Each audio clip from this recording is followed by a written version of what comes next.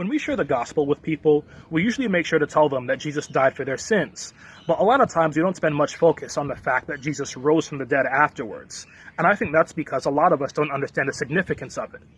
You see, the Jews living in Jesus' day had something in their culture that we've completely lost in our culture. So first, I think it's important for us to understand that when Jesus was crucified, he was crucified as our sacrifice and also as our priest. Now, in the Old Testament, when the high priest would want to pay for the sins of the nation of Israel, he would go into the tabernacle, into the back room called the Holy of Holies, once a year. And he would bring with him the blood of a small bull or a goat.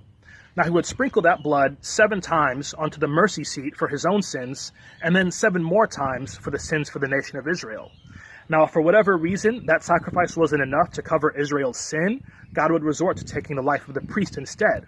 And tradition says that they would tie a rope around his foot so that if God did take his life, they'd be able to pull him out afterwards. So, when the priest would walk out of the tabernacle, Israel could celebrate because they understood that they were forgiven for that year. So in Jesus' case, when he died, he went to the real Holy of Holies and he sprinkled his own blood onto the mercy seat in heaven to pay for our sin. And so the imagery of Jesus rising from the dead and walking out of the tomb is so much reason for us to celebrate, knowing that we are forgiven and that his sacrifice was sufficient for our sin. But even more so because we're not just forgiven for 1 year. We're forgiven once and for all time through Jesus' one sacrifice. But that's not all. Jesus is also a pattern for us to follow.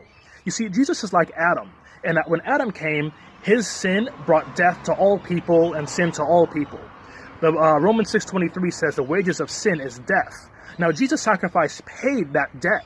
And so knowing that Jesus rose from the dead is evidence that the debt of sin has been paid. And so we too will rise like Jesus did.